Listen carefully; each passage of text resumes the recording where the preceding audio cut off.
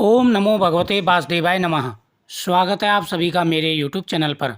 आज मैं आपको द्वादशी की सुंदर कथा सुना रहा हूँ। एकादशी व्रत के बाद में द्वादशी के दिन पारण की कथा जरूर श्रवण करनी चाहिए, तभी एकादशी के व्रत का फल प्राप्त होता है। आज मैं आपको द्वादशी पारण की बहुत ही सुंदर कथा सुना रहा हूँ। तुलसी माता की कथा भगवान गणेश जी की कहानी के साथ सुना रहा हूँ।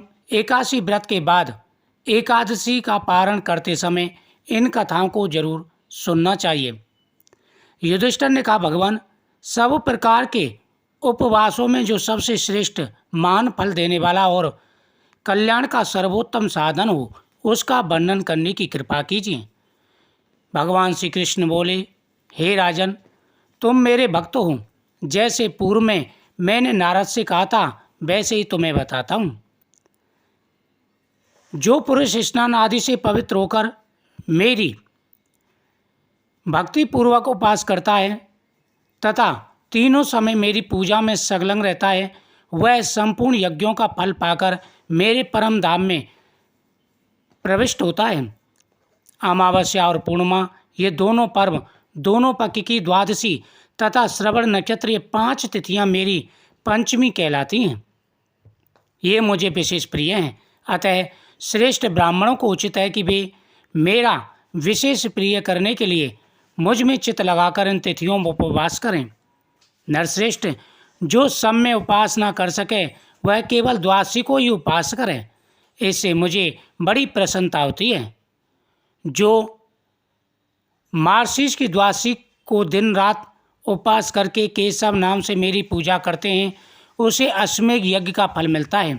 जो पौष मास की द्वादशी को उपास करके जो नारायण नमः मंत्र से मेरी पूजा करते हैं, वह वाजपेयी यज्ञ का फल पाते हैं। हे राजन, जो माघ मास की द्वादशी को उपवास करके माधव नाम से मेरा पूजन करते हैं, उन्हें राजसु यज्ञ का फल प्राप्त होता है। फाल्गुन मास के महीने में द्वादशी को उपवास करके जो गोविंद नाम से मेरा पूजन करते हैं, उन्हें अतिरात्रि यज्ञ का फल प्राप्त होता है। चैत्र महीने की द्वादशी तिथि को व्रत धारण करके जो विष्णु नाम से मेरी पूजा करता है, वह पुंडरीक यज्ञ के फल का भागी होता है।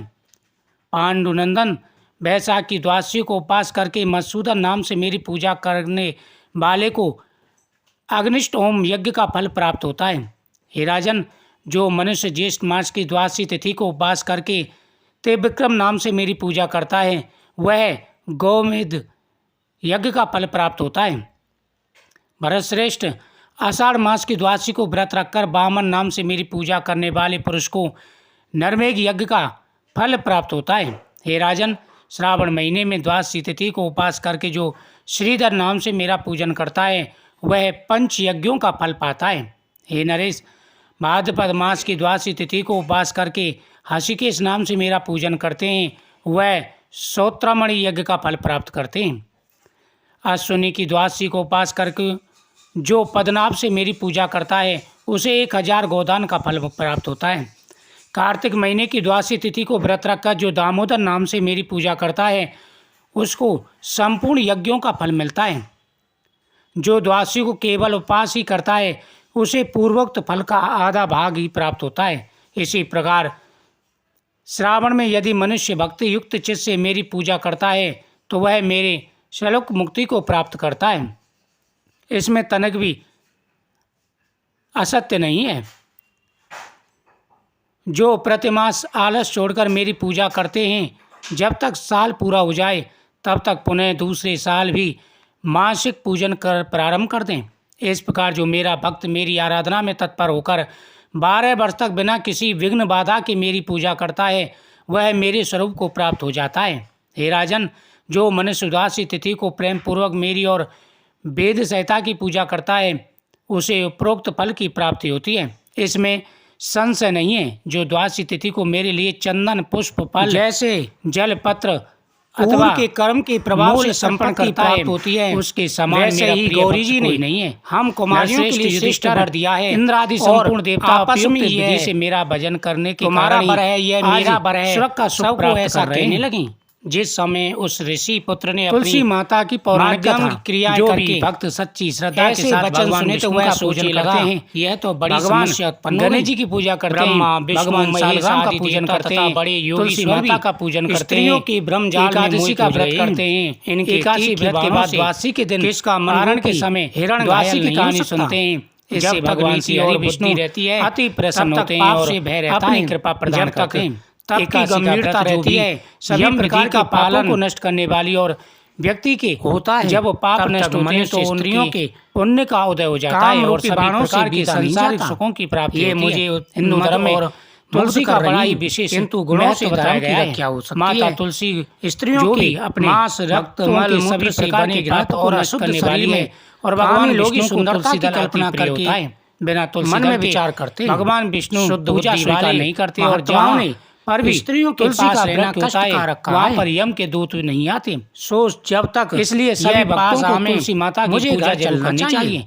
अतः जब तुलसी माता के नीचे दीपक जलाना चाहिए, वह योग बल से भगवान विष्णु को अर्पित जरूर करना चाहिए। पुत्र के ऐसे माता तुलसी और भगवान विष्णु का आशीर्वाद देखकर वह चकित होकर तुलसी माता का विवाह चारों ओर देखने लगी। विधि विधान के साथ कार्तिक के महीने में भगवान शालग्राम के साथ किया जाता है, जो देखते देखते दिन भगवान विष्णु का पूजन करना चाहिए और भगवान की अग्नि में जलने माता और कहने लगी तुलसी का भी पूजन करना चाहिए। भगवान विष्णु माता तुलसी का चले गई, दोनों का एक साथ तुम ब्रह्मा प्राप्त होती है। हमको ब्रह रूपी अग्नि में गांव में एक बुजुर्ग महिला आया करती थी, क्या तुम्हारा बहुत ही पूजा पाठ किया करती जो हमारा वह रोज तुलसी माँ की पूजा करती और वह बुजुर्ग महिला हमारा तुलसी माँ से प्रार्थना करती, क्या तुम कोई मायावी हो, बिना किसी अपराध के हम लोगों पर बहुदेव पीताम्बर की धोती दे, मीठा मीठा ग्रास दे, बैकुंठ तुम्हारे बिना हम नहीं जीवेंगे, चटक की चाल दे, पटक की मौत दे, चंदन का काट दे, हमें रानी सा राज दे, दाल भात का भोजन दे, 11 की मौत दे और कृष्ण दया करो सज्जन लोग किसी का। वह बुजुर्ग महिला तुलसी माता की रोज पूजा करती और उनके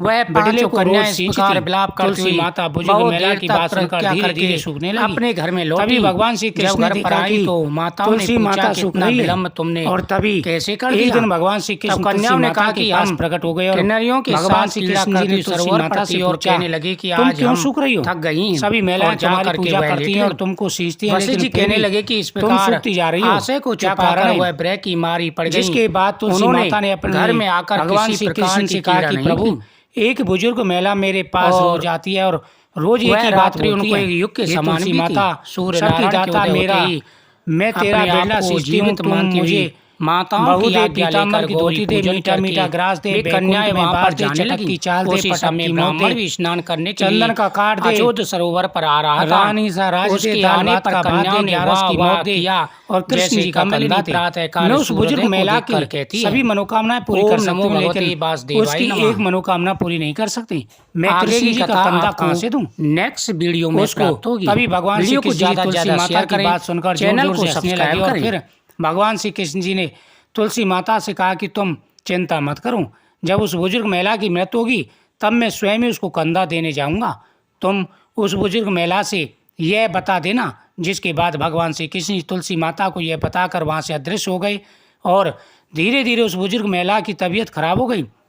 एक दिन जब एकादशी का दिन था, 11 का दिन था, तो उस दिन उस बुजुर्ग महिला की मृत्यु हो गई। तभी कुछ बुजुर्ग महिला के पास रहने वाले सभी लोग आ गए और उन्होंने उस बुजुर्ग महिला के अंतिम संस्कार के लिए उसको जैसे ही उठाया, वह बुजुर्ग महिला वहाँ पर किसी भी व्यक्ति से नहीं उठी।